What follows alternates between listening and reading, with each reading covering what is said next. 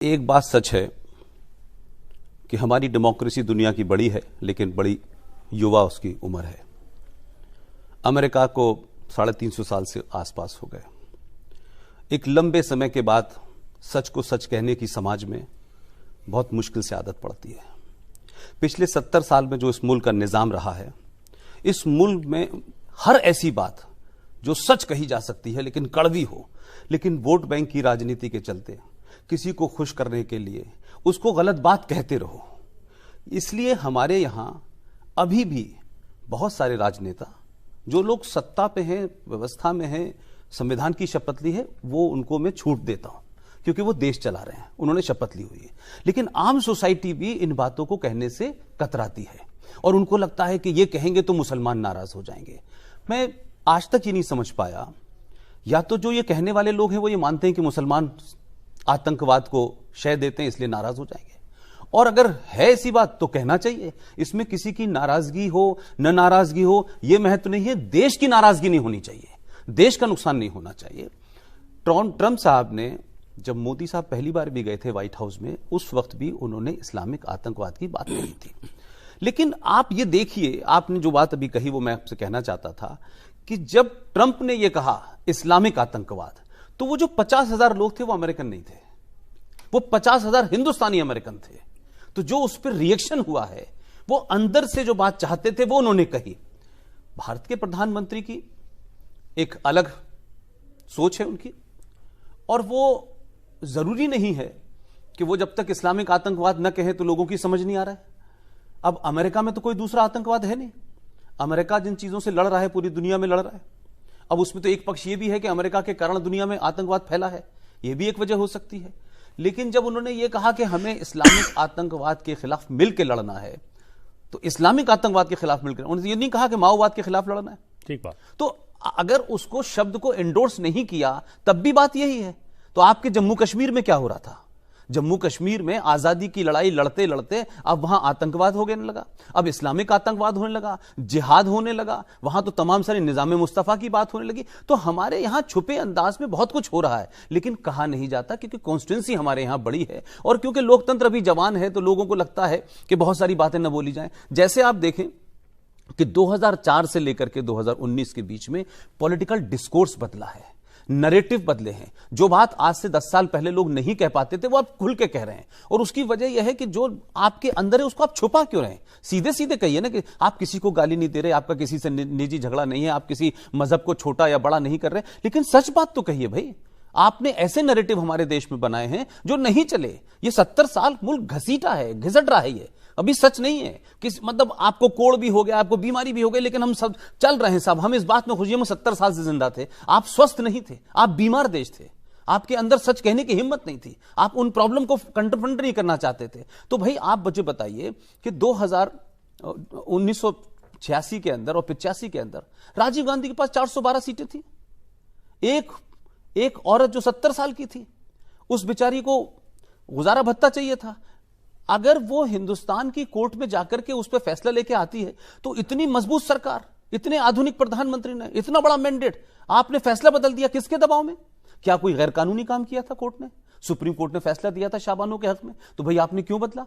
लेकिन तमाम वो लोग जो उससे रिलेटेड थे उन्होंने कैसा हंगामा खड़ा किया। और आज वही आदमी जिसको आप हिंदू लीडर कहते हैं, जिसका चेहरा हिंदुत्व पे टिका हुआ है, जो आरएसएस की आइडियोलॉजी पे है, तमाम सारे नैरेटिव आपने क्रिएट किए आरएसएस के बारे में भी, आज वो भी बदल है। लेकिन उसी हिंदू लीडर ने मुसलमानों के उस पर्टिकुलर एरिया को, जहां कोई छूना नहीं चाहता था, जहां कोई जाना नहीं चाहता था कि सब नाराज हो जाएंगे, 3-3 बार ऑर्डिनेंस ला करके आपने निकाह हलाला को खत्म किया कि नहीं किया? विल होनी चाहिए आपके अंदर। मुझे लगता है कि जब आप सच बोलते हैं तो कुछ लोग नाराज तो होते हैं, लेकिन इतिहास में आपको लोग सही लिखेंगे, इतिहास में आपके बारे में सही होगा। लिहाजा इशरत का इनकाउंटर होगा, सोहराबुद्दीन का इनकाउंटर होगा, तो यह हिंदू मुस्लिम से जोड़ दिया जाएगा। तो कुछ लोगों को इशरत जो है वो बेटी हो जाती है, दाऊद भाई हो जाता है। हम सच बात क्यों नहीं बोलते भाई? अगर इस्लामिक आतंकवाद है तो it's a reality, we should accept it. ठीक है, हमारा पॉलिटिकल नैरेटिव कुछ और हो सकता है, समाज का तो पॉलिटिकल नैरेटिव नहीं हो सकता, दानिश्वरों का तो नहीं हो सकता, उनको तो बोलना चाहिए। हम क्यों इस बात से भाग रहे हैं कि जम्मू कश्मीर में आईएसआईएस का झंडा फहराया जाए? तो आईएसआईएस के झंडा फहराने वाले को तो गोली नहीं मारी जाती, आईएसआईएस के झंडे फहराने वाले को तो जेल में नहीं डाला जाता। हर जुमे को फहराते थे वो, लेकिन तिरंगा फहराने वाले को लाल चौक पे आप मारते थे, आप अरेस्ट करते थे। तो ये कितना खतरनाक नैरेटिव इस देश में चला। और हमारे यहां देश में इस्लामिक आतंकवाद है, वो छुपे रूप में है, वो हल्के रूप में है, वो अलग अलग शक्लों में है, लेकिन है। इसको ये नहीं कह सकते कि नहीं नहीं ऐसा नहीं है। और ये भी कोई नहीं कह रहा कि हिंदुस्तान के 35 करोड़ मुसलमान उसको सपोर्ट करने खड़े हुए हैं। लेकिन दुख की बात क्या हो रही है कि अभी तक हम इस नतीजे पर नहीं पहुंचे हैं, क्या मुसलमान में प्रॉब्लम है, क्या मुसलमान के अंदर कोई प्रॉब्लम है कि वो उस तरीके से गलत नहीं कर, या उनकी जो किताब है कुरान, क्योंकि इस पर डिबेट पूरी दुनिया में हो रही है कि कुरान की वजह से आतंकवादी लोग बनते हैं। बड़े बड़े मुसलमान भी कहते हैं कि साहब वो पढ़ने के बाद, अब वो पढ़ने के बाद बनते हैं नहीं बनते तो डिस्कशन का कोर्स है। तो हिंदुस्तान के तमाम मुसलमानों को, जो खासतौर से मौलाना हैं, जो मौलवी हैं, जो मुफ्ती हैं, ये तो उनका काम है कि वो ये बताएंगे। इसमें कोई हिंदू नहीं बताएगा, क्रिश्चियन नहीं बताएगा, सिख नहीं बताएगा, वो बताएगा भाई कि ये ऐसा है, ये ऐसा है। अब कुरान कितने हैं कैसे नहीं, ये सब इंटरनल मामला है, लेकिन इस्लामिक आतंकवाद है, it's a reality, one should accept it. जी जी, डॉक्टर नदीम, ये बात कही है पुष्पेंद्र जी ने कि जो सच कहेगा इतिहास में उसका नाम दर्ज हो जाएगा। इतिहास में नाम दर्ज एक अलग अलग विषय हो सकता है, लेकिन सच को अगर सच नहीं कहेंगे तो वो जो खराबी है सच में, कहीं ना कहीं खराबी कहीं से आ गई है, वो ठीक नहीं होगी।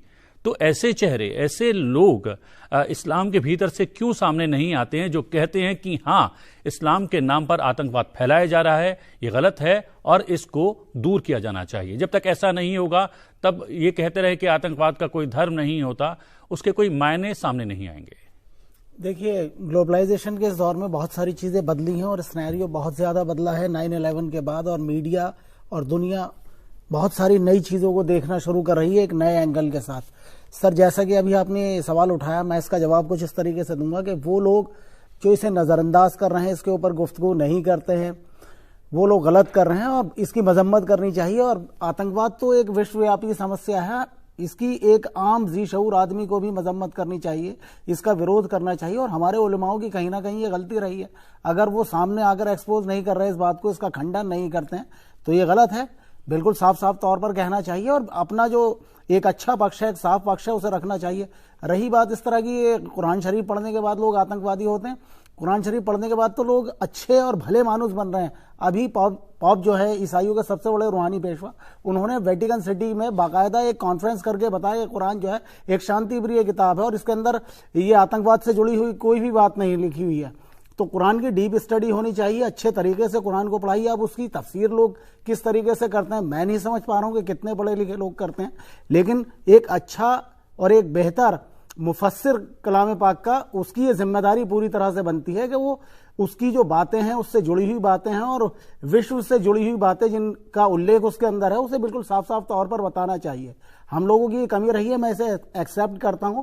हमारे उलमाओं की, हमारे रिलीजियस पर्सनैलिटीज की ये कमी रही है कि वो अपनी बात को ठीक तरीके से नहीं बता पाए हैं। दूसरी बात, ट्रम्प साहब ने जो बात बोली है इस्लामिक आतंकवाद, हाँ ये बात सही है कि उन लोगों ने सर्वाइव किया उसे और वो उसे पिछले 20 साल से झेल रहे हैं और उसके ऊपर इलेक्शन भी जीते जा रहे हैं और पूरा एजेंडा भी वहां का तय हो रहा है। लेकिन ये बात भी बिल्कुल सही है कि उसी 9/11 के बाद से अमेरिका के अंदर इतने ज्यादा लोग मुस्लिम बन गए। मैं समझता हूं कि वो जी शऊर लोग हैं, बहुत अक्लमंद लोग हैं और उनके पास बहुत अच्छी समझ है, तो क्यों लोग कन्वर्ट हो रहे हैं, इस पहलू की भी तरफ हमें ध्यान देना चाहिए। जी, ये एक बात जो मजम्मत वाली बात हुई है कि आतंकवाद और इस्लामिक आतंकवाद की भी मजम्मत होनी चाहिए, उसका विरोध होना चाहिए। क्या विरोध तक सीमित रहना चाहिए? क्या इस्लामिक दुनिया के भीतर से वो लोग सामने आए और इस टेरर से, इस आतंकवाद से न केवल केवल जो है इसका विरोध कर दें मुंह ज़बानी, बल्कि इसके खिलाफ जंग का ऐलान करें, लड़ाई लड़ें। अब इराक में यजीद जो बादशाह थे, उनके खिलाफ उन्होंने सिर्फ जो है अपने अल्फाजों से उन्होंने कोई जो है उसका विरोध नहीं किया, बल्कि उन्होंने हज़रत इमाम हुसैन साहब ने जंग का ऐलान किया, युद्ध छेड़ दिया और उसकी कीमत भी उनको चुकानी पड़ी। तो ऐसा जब तक नहीं होगा, केवल ये कह के कि नहीं नहीं नहीं आतंकवाद से इस्लाम का कुछ लेना देना नहीं है, तब तक बात बनेगी नहीं। देखिए, अब बिल्कुल जिस तरीके से अभी मोहतरम ने और डॉक्टर साहब ने पूरे मसले की वजाहत की, हकीकत यह है कि हमारे मुल्क के अंदर जो मुस्लिम संस्थान हैं, इदारे हैं या उलमा इकराम हैं, इन्होंने 70 सालों के अंदर मुस्लिम कौम को देशभक्ति, राष्ट्रवाद और देश की तरक्की के अंदर उनका क्या किरदार होना चाहिए इसे दूर रखा। आज़ादी से पहले की बातें करते हैं, आज़ादी के बाद की बात कोई नहीं करता है। आज़ादी के 70 सालों के बाद ये किसी सियासी पार्टी के पिछलग्गू बने रहे, उसके इशारे पर एजेंडे तय करते रहे और जिस तरीके से उन्होंने चाहा इन्होंने मुसलमानों को वोट बैंक के तौर पर इस्तेमाल किया। ये मेरे रोंगटे खड़े हो रहे हैं आप जब बोल रहे हैं। शायद किसी भी चैनल की डिबेट में इस तरीके की बात पहली बार सामने आ रही है जो आप कह रहे हैं। और इन्होंने इन्होंने जो है मुसलमानों को बहकाकर, फुसलाकर हर 10 साल के बाद नया एक एजेंडा लाए और इसको वोट बैंक के तौर पर इस्तेमाल किया। नतीजा ये हुआ कि देश ये भी नहीं समझ सका कि जिस देश में हम रहते हैं उस देश की क्या संस्कृति है, क्या सभ्यता है और ये कैसा देश है। भारत एक ऐसा देश है कि जिसने सबसे ज्यादा बाहर के लोगों को, बाहर के धर्मों को जो है अपने यहाँ जगह दी है और इसकी उन तमाम खूबियों को कभी नहीं बताया गया। सिर्फ ये बताया गया कि तुम्हारा इस्लाम जो है वो वहां से चल रहा है और तुम्हारी जो है हमदर्दी जो होनी चाहिए फला के लिए होनी चाहिए। इसीलिए कि यहाँ का आम मुसलमान जो है आज वो ये नहीं तय कर सका कि जब मुझे खड़ा होना है, अपने देश के साथ खड़ा होना है या उस आदमी के साथ खड़ा होना है जो ह्यूस्टन में या जो है पेरिस में या लंदन में या पाकिस्तान में या लाहौर में या कराची के अंदर इस्लाम की बातें कर रहा है। जबकि हकीकत यह है कि इस्लाम के अंदर मुल्क से मोहब्बत का मुकम्मल एक चैप्टर है। मुल्क से मोहब्बत ईमान का हिस्सा है। जब मुल्क से मोहब्बत ही नहीं होगी और मुल्क की मोहब्बत का इजहार नहीं करेगा तो वो दुनिया में वो कहां खड़ा हो सकता है। यही वजह हुई कि हर जगह जहां भी कोई छोटा सा ग्रुप खड़ा हो गया, उसे 10, 20, 50 लोगों को मार दिया तो कहीं ना कहीं दिली हमदर्दियां लोगों की उधर जुड़ी। और ये सारी की सारी गलतियां हमारे उन संगठनों की हैं कि जो मुसलमानों के ऊपर पिछले 70 सालों से राज कर रहे थे। मौसम विभाग के वो बड़े माहिर हैं। अब जब 5 साल के बाद उन्हें महसूस हो गया है कि ये सरकार अब लंबी चलने वाली है तो इस सरकार के भी इर्द गिर्द वो टहलने लगे हैं।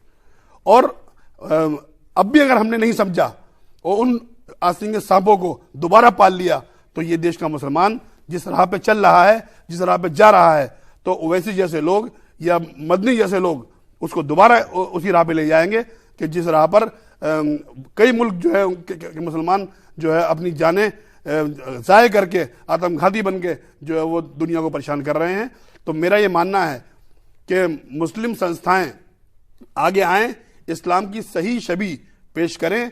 आतंकवाद इस्लाम के अंदर कोई गुंजाइश नहीं है। दुनिया में जहां जहां ये अपनी जंगें लड़ रहे हैं, प्रॉपर्टी की जंगें हैं, जमीनों की जंगें हैं, इस्लाम के नाम पर, बिरादरियों के नाम पर लोगों को खड़ा करके दुनिया के मुसलमानों को मिसगाइड करते हैं।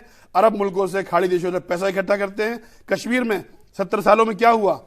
एक प्रॉपर्टी की जंग, एक गैर इस्लामी धारा की जंग। धारा 370 इस्लाम के खिलाफ है। उस जंग को इन्होंने इस्लाम के नाम पर लड़ा। नतीजा क्या हुआ कि अफसोस और शर्म की बात यह है कि 70 सालों में इस देश के अंदर जो मुसलमान रहता है, इनकी तंजीमों ने उस धारा 370 के खिलाफ या उन कश्मीर के आतंकवाद के खिलाफ दिल्ली में जंतर मंतर पे या बंबई या हैदराबाद या किसी भी शहर के अंदर कोई एहतजाज नहीं किया।